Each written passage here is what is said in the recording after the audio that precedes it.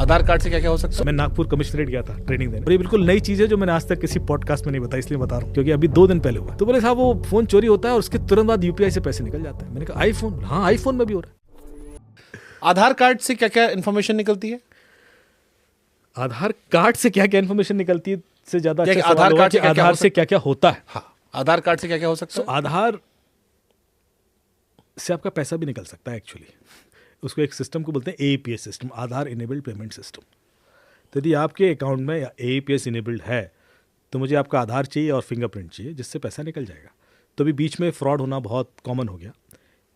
ये फिंगरप्रिंट आप registry department से निकाल लेते थे लोग, जहाँ रजिस्ट्री कराते हैं लोग वहाँ से निकाल लिया। अब चूंकि रजिस्ट्री हुई है, अभी पैसा आया उसके अकाउंट में, तो ये भी पता है। और आधार तो आपका नंबर डालेंगे, बहुत सारे चैटबॉट है, आधार निकाल के दे देते हैं आपका। तो ये दोनों चीज़ें हैं तो पैसा निकल जाता है, पर उसमें लिमिट थी कि इतना ही निकलता है। तो वो जब निकलता था तो बहुत ज़्यादा एकदम से लॉस तो नहीं होता था, जब आपको पता पड़ ही जाता था, पर होता था। तो सरकार ने एक रेगुलेशन लेके आई कि अब बाय डिफ़ॉल्ट हर एक बैंक का एईपीएस डिसेबल कर दिया।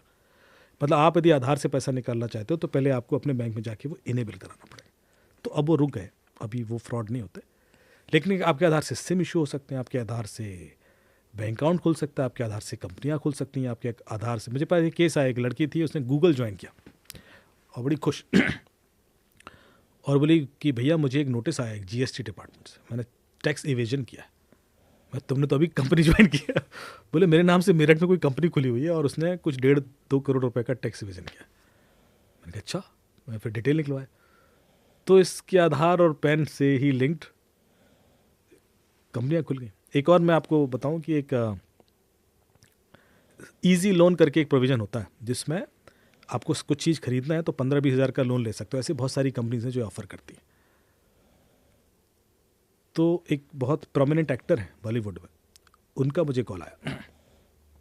वो बोलते हैं कि अमित जी मेरा सिविल स्कोर ख़राब हो गया।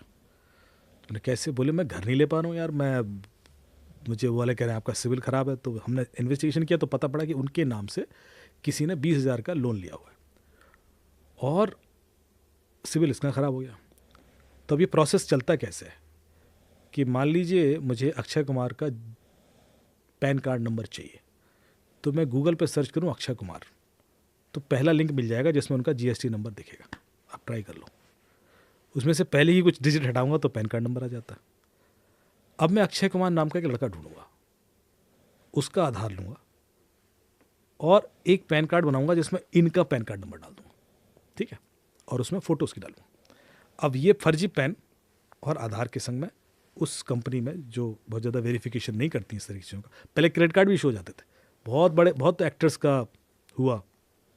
गूगल करना कम से कम 95 बॉलीवुड एक्टर्स के सिविल स्कोर खराब हुए थे। तो अभी भी चल रहा है, अभी इस तरह से हो रहा है। पहले क्रेडिट कार्ड इशू होते थे, क्रेडिट कार्ड कंपनी ने फिक्स किया इशू, तो अभी ये लोन वाले में फंस गए लोग। तो वो यूज़ करके आप वो इजी लोन ले लेते हो। ये कंपनीज ये चेक करते हैं कि ये पैन कार्ड ऑथेंटिक है, मतलब पैन नंबर ऑथेंटिक है, वेरीफाइड हो जाता है, या आधार ऑथेंटिक है, वेरीफाई हो जाता है, पर ये एक ही व्यक्ति का ये चेक नहीं करते। ये करने का कोई तरीका नहीं है। तो आधार किसी और का था, पैन किसी और का था, सिविल किसका खराब होगा? अक्षय कुमार का। तो ये तरीके हैं, बहुत है सर। अभी आप पूछते जाएंगे तो मैं प्रोबेबिलिटी थ्योरम एक चलती है। आप लिंक्डइन पे एक बंदे को एक मैसेज आया, एक प्रोफेसर का किसी बहुत प्रोमिनेंट यूनिवर्सिटी से, कि मैंने एआई एल्गोरिथम बना लिया, अब मैं शेयर मार्केट प्रेडिक्ट कर सकता हूँ। तो इसने कहा अच्छा। उसने प्रोफाइल देखा, एआई का प्रोफेसर था वो। बोले यार मजाक कर रहे? बोले नहीं ना, कुछ भी प्रेडिक्ट हो जाएगा। तो बोला लिखो फिर ये शेयर लिखो, कल इसका दाम बढ़ जाएगा। बड़ा प्रोमिनेंट शेयर।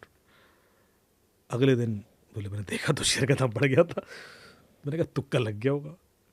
फिर कहा देखो तुम मान नहीं रहे हो, क्रैक हो गई एल्गोरिथम, अब ये वाला शेयर लिखो, इसका गिर जाएगा। तो बोले अगले दिन फिर मैंने चेक किया तो उसका दाम गिर गया था। तो लगा 2 बार तुक्का कैसे लगेगा? तब भी मैंने इग्नोर किया। मैंने कहा तुक्का लग रहा है ऐसे में। बोले तुम नहीं मान रहे हो, ये लिखो, तीसरा शेयर होता है, इसका कल बढ़ेगा। बोले अगले दिन मैं सुबह मार्केट खुला, देखा तो 12-1 बजे तक बढ़ गया उसका। मैंने कहा यार ये क्या, 3 बार एक ही आदमी सही कैसे हो सकता है? बोला देखो तुम मान नहीं रहो, मैंने शेयर मार्केट क्रैक कर दिया। पैसा बना सकते हैं, है इलीगल, क्योंकि यदि एक्सपोज होगा तो फंस जाएंगे। तो बोले तुम क्यों नहीं बना लेते? बोले मेरे पास है नहीं पैसा, मेरे पास एल्गोरिथम है, पैसा तो दूसरों से लेना, तो मेरे अकाउंट में डालो, मैं बना दूंगा, डबल ट्रिपल कर लेंगे, मैं अपना कट रख लूँगा। तो बोले मैंने कहने पर थोड़ा डाला तो बढ़ गया पैसा, फिर और डाला, 15-20 लाख डाल दिया। इवेंचुअली जब विड्रॉ करने की बारी है तो नहीं कर पाया, केस पुलिस के पास आ गया साहब। तो इस तरह के इन्वेस्टमेंट फ्रॉड चलते रहते हैं, इट्स वेरी कॉमन। लालच में कि भाई डबल हो रहा है, ट्रिपल हो रहा है, लोग लुट जाते। गेम ये था कि उसको ये कैसे पता था 3 बार कि शेयर का दाम बढ़ेगा या गिरेगा, ये कैसे कर रहा था? तो मेरा दिमाग अटक गया, मैंने फिर गूगल किया, मैंने कहा ये कैसे कर सकता है कोई, और तीनों बड़े प्रोमिनेंट नेम, इनसाइडर ट्रेडिंग हो नहीं सकती। तो पता कैसे करता था? मैं बताऊंगा तो वही ये वाली जर्नी हो जाएगी आपकी, नहीं जानने से लेकर जानने तक।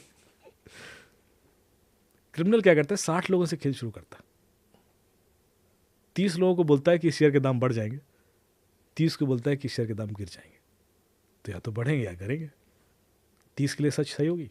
अब वो 30 को 15-15 में तोड़ देता है, 15 को बोलता है कि शेयर के दाम बढ़ेंगे, 15 को बोलता है शेयर के दाम गिरेंगे। तो 15 या तो सही बढ़ेंगे गिरेंगे, तो 15 के लिए वो 2 बार सही साबित हो गया। 30 वो फिर 15 को 2 बार में तोड़ेगा, 7 और 8 में तोड़ देगा। 7 को बोलेगा किसी तीसरे शेयर के बारे में कि बढ़ेगा, 8 को बोलेगा गिरेगा।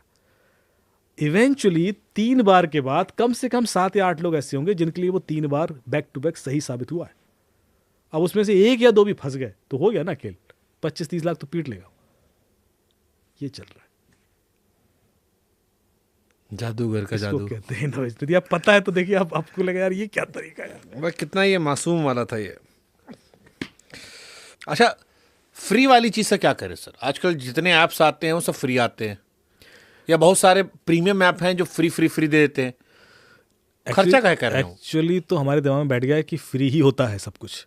अभी कोई पैसा मांगने लगे तो हम उसको डाउटफुल देखने लगते हैं कि ये पैसा क्यों मांग रहा है, जब हर चीज़ ज़िंदगी में फ्री ही मिल रही है। तो एक चीज़ मैं हमेशा कहता हूँ कि इस दुनिया में कुछ भी फ्री नहीं है। If you are using anything free then you are the product. ये लोग जो आपका इतना डेटा ले रहे हैं, फेसबुक का देखा हमने, गूगल का देखा हमने, जो भी है, क्यों ले रहे हैं? इसलिए कि आपको ऐड दिखाना चाहते हैं, आपको साबुन तेल सब्जी बेचना चाहते हैं, इसलिए नहीं ले रहे हैं। ये तो वो टीवी के ज़माने से दिखा रहे हैं ऐड की, सुबह से शाम तक लक्स साबुन का ऐड दिखाएंगे तो आप दुकान में जाके मांग लो, क्योंकि दिमाग में भर दिया आपके। ऐड नहीं दिखाना है। ये इतना डेटा इसलिए ले रहे हैं जिसमें आपकी पॉलिटिकल आइडियोलॉजी, रिलीजियस, फाइनेंशियल सब कुछ है, क्योंकि वो आपको कंट्रोल करना चाहते हैं। Because we all are the product of the data. Gmail कैसे हैक करते हैं साहब? आपने जैसे मुझसे कहा था, मैंने आपसे पूछा था कि मेरा मोबाइल फोन आप हैक कर दोगे, आपने कहा नंबर दो। नहीं, Gmail as it is hack करना इतना आसान नहीं होता, लेकिन आप कुछ गलतियां करते हैं। जैसे मैं बताऊं क्या, आपका जीमेल आपके फ़ोन में आपने फेस रिकग्निशन भी लगा रखा है, आपने पिन बेस भी लगा रखा है, आपने बायोमेट्रिक भी लगा रखा है, लेकिन आपके फ़ोन के अंदर जो जीमेल है वो आपके लैपटॉप में भी लॉगिन होगा, आपके टैबलेट में भी हो सकता है, आपके एक पुराने फ़ोन में भी होगा जो डैशबोर्ड में पड़ा है, जिसको आप शायद भूले बैठे। पॉसिबिलिटीज़ है, या आपके ऑफिस के किसी और सिस्टम में भी लॉग्ड इन हो। आपका वो जो जीमेल है उसका एक्सेस किसी को 15-20 सेकंड के लिए भी मिल गया तो वो आपकी ज़िंदगी में कलह क्रिएट कर सकता है। कैसे? आप अपने जहाँ पे भी जीमेल लॉग्ड इन है लैपटॉप में, वहाँ जाना, ब्राउज़र पर लिखना google.com/dashboard, तो अपने फ़ोन का डेटा वहाँ एक्सेस कर सकते हो पूरा। फ़ोन की पिक्चर्स, वीडियोस, यूट्यूब पे क्या देखा, कब देखा, क्या लाइक किया, कैसे। आपके ईमेल तो खैर लॉग्ड इन है तो देखोगे ही।